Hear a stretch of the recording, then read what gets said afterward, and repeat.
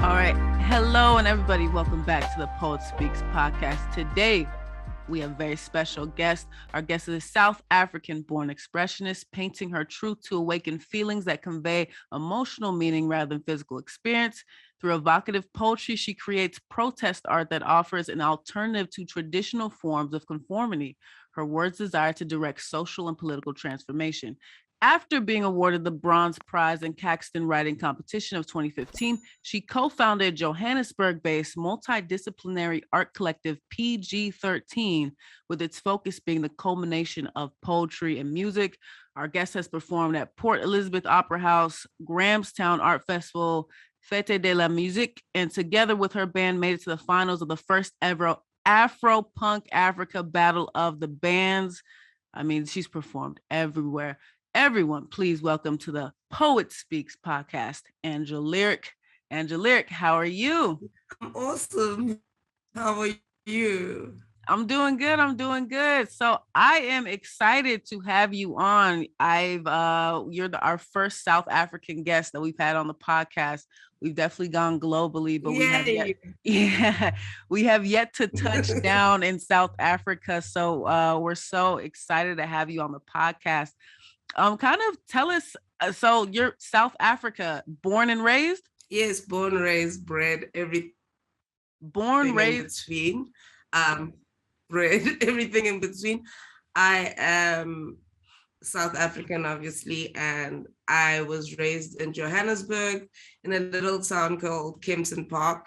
Probably know it because of the airport, the one by the airport. Originally from Tembisa, though. So I'm a Zulu girl who isn't from the normal KZN situation. So I grew up in the township, then later raised in what you would call a Johannesburg burb in the East Rand. So yeah. Very cool. Wow, that's pretty. So you have a bit of an eclectic taste all over South Africa. Tell us a little bit about, and I'm so curious, what is it like South Africa, specifically, let's say the poetry scene? What is it like out there? Tell our viewers a little bit. It's definitely, it's not a foreign land, but I don't think many people get out to South Africa as much. Tell us what the poetry scene out there is like. Poetry in South Africa is very wild. It's very, very lit. Like having engaged with poets from Germany and with poets from Sweden, what I've realized is that a lot of them share the narrative that we have made poetry an industry. You know, so for instance, you will find a poet on a Converse ad or a Nike South Africa ad. You will find a poet narrating a film. You'll find a poet in a series. So poetry, because we come from a nature of passing on our traditions orally, poetry has always been at the forefront of the art scene in South Africa. So it's really, really, really awesome. And I'm going to be biased and say that I think South Africa possibly has the best spoken word artists in the world. Like, yeah. Yo, no, that's a big statement, but hey, you know what? I find that fascinating though. Nike ads, you'll have poets on there. So everyone hearing that, Yeah. Nike ads, they'll have poets on just the what would you do for a Nike ad having a spoken word artist there? How does that correlate to this kind of like selling product? Yes. So like for instance, okay, my experience with Nike South Africa, I performed at the Heritage Festival, right? It was very closed door for their staff and everything. And a few weeks after that, there was this one poet that I've liked, and I turned on my TV and I saw her narrating the story of what Nike is, you know, with the epic tagline, "Just do it," and through written work. And I just found it really amazing that a brand like Nike that is so versatile decided, you know what, we are going to engage with the spoken word, especially looking at the landscape of South Africa. Yeah, no, that is phenomenal. I had no idea that was going on in the South African scene. So, you know what, to kind of harken back, you had brought up oral tradition that's passed down. Talk a little bit about that. How, because I'm big, I know for me, I'm huge on just oral tradition and what we do as specifically as poets, you know, like it's almost, you know, I consider what I do with my spoken word, it's a ritual, right? Because it's Yes. something that's been so passed down to you, just, you know, your voice, your words. Tell us a little bit about what is that South African oral tradition that's been passed down. Okay. So for me, I'm going to speak from my perspective, from my culture. So I'm Zulu, right? And part of being Zulu is being able to do something known as uktagazela, right? Uktagazela, they've defined it as Zuluing, but I don't really like that term. So it's basically a tradition of telling people where you come from and how you got here through the usage of surnames. So as any Black child in South Africa, the first thing you're actually taught before you can actually articulate a paragraph is how to uktagazela. And when people ask me when I started writing, when I started becoming a spoken word artist, I always go back to that a 9-year-old who was taught by her dad, listen, that for myself was the first experience I had with poetry. And that is oral traditions and how they've been passed on from one generation to the next. You know, and my mom is also Tswana, and it's the same thing. They have a similar practice, you know, just in their native tongue and not the Zulu native tongue. So that's basically one of the first things you pride yourself in as a Zulu girl, is being able to tell where you're from through the art of uktagazelo. So yeah. Whoo, I love that. Yo, that is amazing. That's very, I mean, that's such a beautiful thing, honestly. You know, the way how you say that with such pride too. As a Zulu girl, that's the first thing you're taught. How do you say your name? Your name has so much meaning to it and everything. No, I think that's absolutely beautiful. Wow. So tell us a little bit, like you said, that harkens back to when you were 9, that you remember your father telling you that. Tell us a bit about how you dove into spoken word just from that oral tradition and just set your career off from there. Tell us how it kind of started off for you.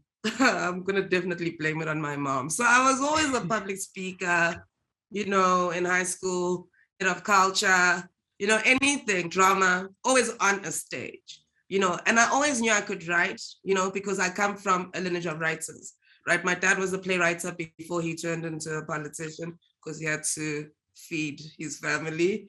My late brother was also a writer, speech writer for a few politicians. So writing has always been something that I do. My brother writes for a band called the Brother Museum. So we've been engaging with writing. But I never took it seriously until 2015, when my mom actually secretively submitted some of my writing to a competition. Wow. And I ended up coming third. You know, and at that point, because I was doing a lot of charity-based events that had a lot to do with art, I was actually tired of booking artists because I didn't have the finances for it, you know. And it was then where I was like, you know what, how about I use my art to try and finance this event? And that's when I delved into spoken word. But to be quite honest, I think I'm more recognized in the music scene than I am in the spoken word scene. So I really think 2021 has allowed me to really penetrate the spoken word scene, with having done a few slams like Word and Sound, having done some work with Music in Africa that was specifically focused on poetry. But previously, I do believe that my art did focus more on the music element of poetry. But yeah, for sure. Yeah, so let's actually go back a bit. You know what, that's amazing. Your mom snuck your work in, and that's kind of how it happened. So was that for you, your mom sneaking your work in, was that a happy surprise or was that a bad surprise for you? Did it kind of push you to where you wanted to be, or were you kind of headed on that path and your mom kind of gave you that slight nudge that was helpful? I think I was headed on that path. I think she always knew. When I speak about my first writing experience, it's a stupid story of a 5-year-old who couldn't distinguish between the letters D and B, right? And my mom was the one who bought 2 notepads and she showed me how B looks and then showed me how D looked and expected me to fill those notepads with those letters, right?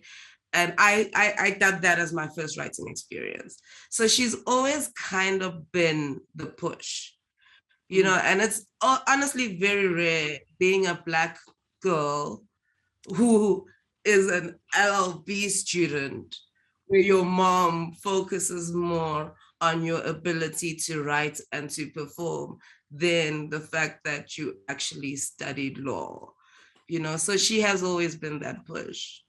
Absolutely. You know what? You say that because I'm Nigerian myself, growing up in a Nigerian household. Yeah, that's unheard of, man. Yeah.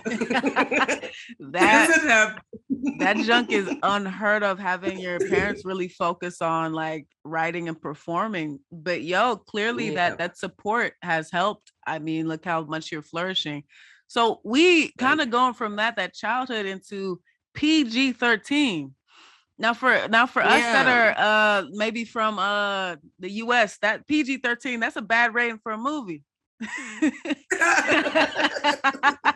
That's a bad rating for a movie. But that's what you named your poetry band. Tell us a little bit about that, the name, how you all formed and everything. Okay, so the name, So the story behind the name is that at the point where we were trying to find a name, we went from Forget Me Not, right? Then we found out it was a toilet paper brand, and we were like, yeah, no, we can't call ourselves that. But it was actually after a poem by Che Guevara, where he speaks about how death cannot forget him. But yeah, we were like, no, people are gonna think we're toilet paper. And then my little sister one morning comes into my room and she's like, yo, listen, because you won't let me be part of your band, I'm going to start a band with my brother and I'm going to call it PG-13. And I was like, that sounds really cool, you know? And on the surface, that's how the name came about. But for us, what PG-13 means, we speak to parental guidance. Now, a lot of our music is about oral traditions again and passing stories from former generations onto the next generation. We commemorate fallen and risen legends from the past, and we try to bring their stories into the future. So the likes of Moses Taiwa Mulelekwa, Miriam Makeba, we always chant their names and call them out. And we believe they are our parents in music. So when we speak to parental guidance, we're speaking about those who didn't physically birth us, but spiritually birthed us. And those are the musicians that have held South Africa together. So that is why we call ourselves PG-13. Oh yeah, and then we were formed in 2015, right? By 3 girls, actually. We were never meant to be a full band. We just wanted guitars, vocals, and poetry. It was just easy to manage and maintain. But what we found out about the landscape of South Africa in terms of the festival space is that when you're like a soft sound, you don't really get as much bookings as you do when you're a full ensemble. So we then decided, you know what? We are going to turn into that full ensemble because the message needs to be heard on bigger platforms. And we are kind of tired of poetry being a stepchild to every other art form.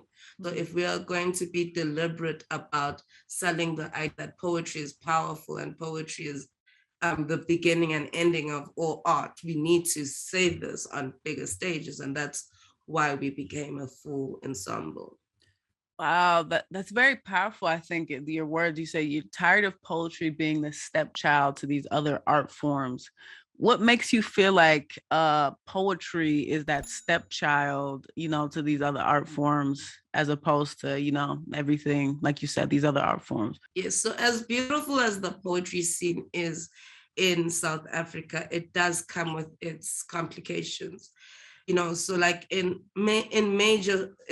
almost all the festivals, there isn't really a full platform for poetry, you know, unless it is a poetry festival.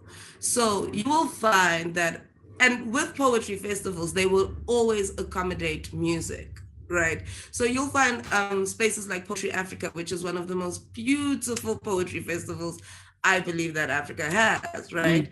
They will bring together poets from around the world, that we all watched while growing up, but then they would pair that with a great musician like Baba Begi Koza, right? And so they would create a space for music to exist next to poetry. But I honestly don't think that the music space does that enough for poetry.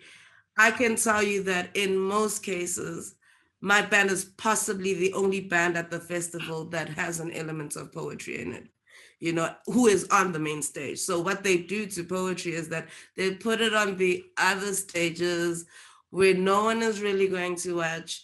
And I was really tired of seeing that.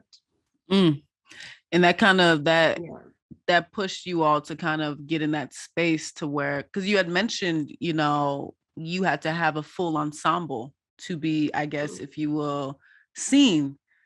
It's why do you think that ensemble added to your repertoire to push you all further? Like, so by ensemble, for those listening, you mean you're referring to a whole band, correct? A whole band behind you all. Why do you all think that was necessary to push you? I think because the sound then turns from being a sound that focuses on the politics behind what we are saying to a sound that actually engages with the audience. Because when you're confronted with words alone, right, with the backdrop of just guitar, you are actually forced to hear them and forced to listen to the message. And I genuinely believe, because of what we speak about, people don't always want to hear it. People don't always want to hear the truth of the matter, that we come from the past that we come from.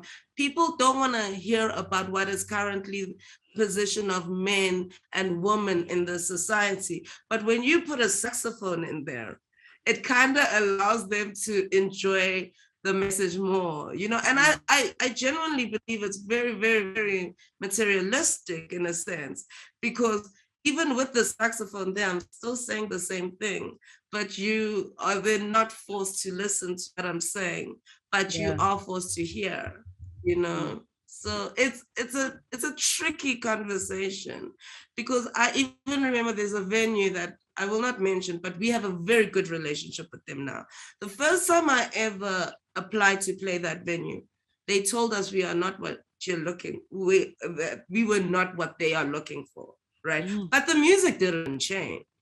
The same thing we were playing on acoustic guitar, we are now playing in the ensemble. So when we started submitting with the ensemble, all of a sudden, every single month, you want PG-13, but forgetting that the first message I ever sent you with just the guitars and the poetry, you told me that I'm not exactly what you're looking for. So yeah, that's the politics of it all. That's such a that type of issue. I think it's so wide ranging. It's this idea of almost like to push someone into the mainstream is basically saying, our words are not enough. You know what I mean? Our voices are just simply not enough. We must have something extra to add on to what we're speaking about. But I think at the same time too, I think that's what's so important about what you all are doing still, though, because, sometimes it's this, I look at it like, sometimes it may be difficult to garner the attention, but once you get the attention, you feed people that medicine automatically. You feed it to them fast and quick. Exactly. You know what I mean? Exactly. Even though maybe the methods, it's like getting into the house, right? Maybe we weren't able to go through the front door, but fam, the window was open. The ceiling was open. The back door was open. It doesn't matter how you get into the house, as long as you're there and you interrupt that silence when you're there. I think that's what's key. Yeah, man. I mean, that's an interesting, it's so fascinating hearing about that kind of connection in South Africa between the solo voice versus, let's say, the adding in the ensembles. There's a difference in how venues will interpret you. So I'm curious too, For you all, PG-13 being in South Africa, like as I read in your bio, I mean, you've performed everywhere. Francaise of Johannesburg, Nike South Africa, but also with the what is it? The Elizabeth Opera House. So it looks like Yeah. from reading your bio, just looking at your work, you're doing about every demographic. I mean, an opera house versus, let's say, what the African Poetry Festival. Those are Yeah. two different, I mean, those are such two different communities that you're really speaking to. Could you speak on that? How is that going, poetry, performing your poetry with your identity in these different places? I think like with the PE Opera House, that was a turning point Mm, for the band because most of our music has Anguni undertone. By Anguni, I mean Xhosa and Zulu. I don't just speak about just Zulu, right? And PE is a Xhosa environment. And standing on a massive stage, probably the biggest stage that we've ever stood with. And when we played there, we were actually accompanied by one of the bands that won Cape Town Jazz Festival. mm, Right. So we collaborated with them and they were pretty big in that space. Right. And we had a full house. So, like, I don't wow. know, like, if people understand what it means to, in an opera house, to have a full house Yeah. for poetry. Like, that was a breaking point for me, where it was the first time I didn't feel like I had to bring the aesthetics with me. Mm, Right. mm, Biggest audience. I didn't have to bring the aesthetics with me, and people were actually hearing what poetry is about. And a comment that we got from one of the critics, mm, was that we are making the music that PE should be hearing. So I'm far away from home, Joburg. I'm in a full room of people who are saying we first want to hear the poetry before we want to hear the music. So for us, that was a turning point because how the show happened is that there's an amazing multi-instrumentalist called Edgar Musa, and he's the one who actually asked for the collaboration with PG-13. Edgar Musa is from Zim, but raised in PE. He's a bassist. So what we then did is that because his first instrument is the mbira, we started the set off with just me and him on mbira and me on poetry, mm. stripped everything. And the crowd loved that. And for the first Wow. time, it felt like people want to hear poetry, even when they are here for the music. Mm. So yeah. That must have Yeah. been. And then festivals. I always know my audience, right? Mm, I always know whether the people before me are here for the poetry or music, mm, and the beauty of having vocals and poetry is that sometimes we have to understand that poetry is going to play center stage. Sometimes it is going to be the vocals. And because I'm in a band with my best friend and we are not in competition with each other, we understand that and we actually value that about the space that we have created for each other. So there'll be festivals like Fete De La Musique, where the French love words, so they will, the audience there will gravitate towards the poetry. But then there'll be a festival like perhaps Opikopi. Opikopi is all about the wild sounds, the crazy guitar, the saxophone solos, because it originates as a rock and roll festival. yeah. And I would know that at a festival like that, I need to take a step back and let the music take center stage. But that doesn't mean eliminating the poetry ever. Mm, mm, mm. No, that's pretty amazing. I mean, like, just going back to what you said with the opera house, that is I mean, that's amazing. Like you Yeah. said, for a full opera house to be full, an opera house just to hear spoken word, That's some great, this great talent alone. I mean, really. So that's a pretty amazing thing. And then I'm digging how you say, you know, your audience. I think a lot of performers, whether they want to admit it or not, I don't think a lot of us really think about that. Like, it's like, when do you know when to lead, but when do you know when to fall back? You know, if you're at a festival for rock, it's like, no, let the rock take the center stage, because this is what the community is here for. So I think that's some very great self-awareness and whatnot. Man, okay. So now I'm so curious, you know, for you, you know, we've talked about everything, oral traditions, you know, your South African Zulu oral traditions, all those things. For you, how do you think people can connect with you and through your writing? What do you do to have people connect with you in your writing? And do you want people to connect with you in your writing? Okay. For me, writing is a selfless act. I don't write for Angela, right? I think the most amazing comment I've ever heard from someone after witnessing me in my solo state was that this woman said that I heard a lot of women come out of one woman, you know? And when she said that, I then understood at that point why I write, right? I write because I want to tell the stories that have been silenced. And I believe that's how people can connect with me, because we all have that story that we're not brave enough to tell, you know, but it's important to tell that story.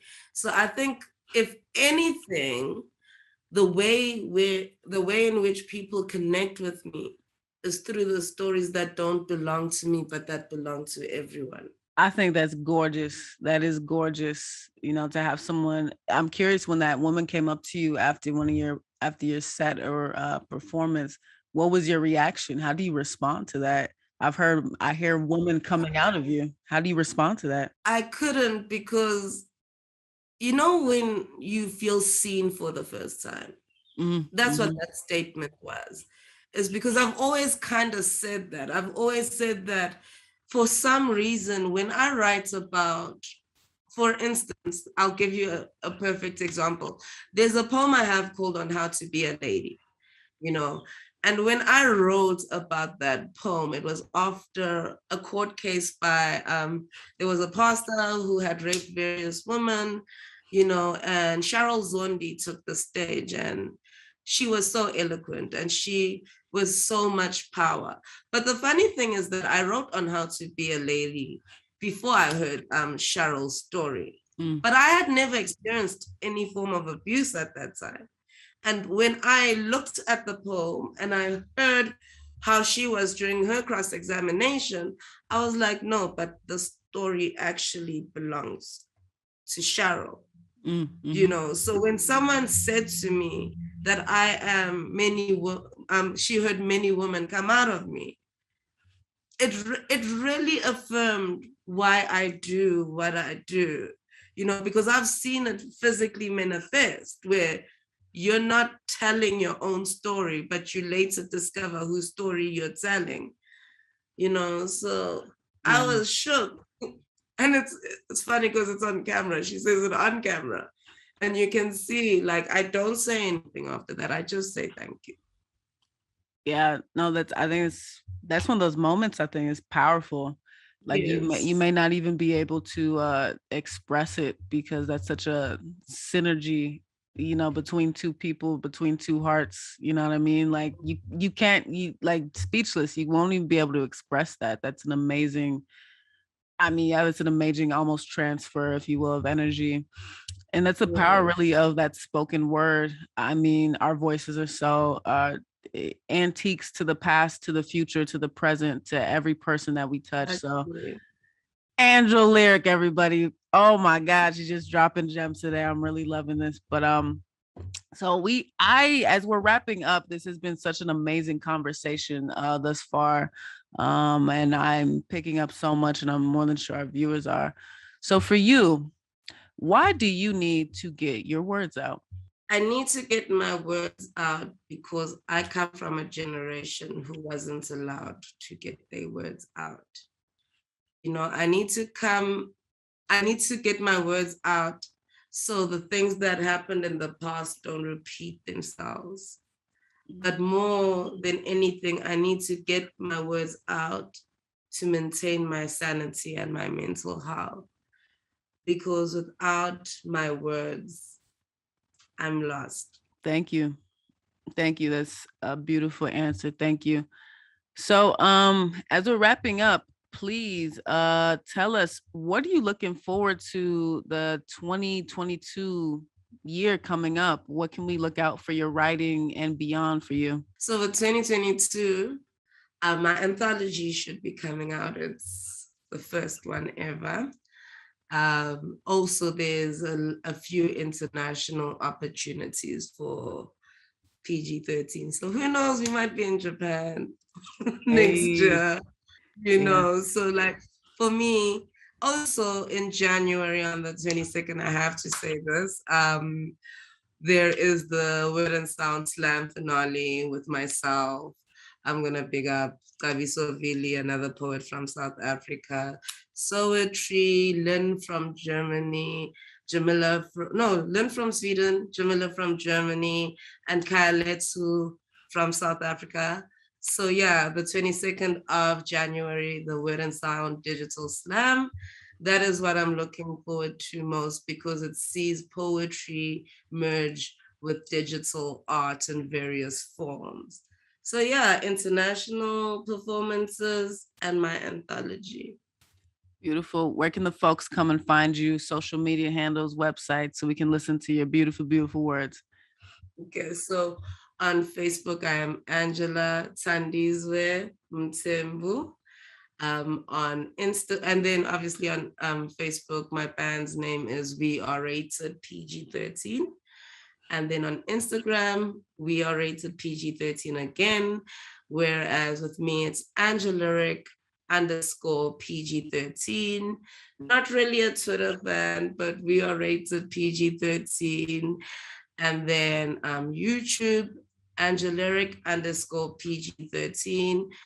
As well as We Are Rated PG-13 again on YouTube. So yeah. All right.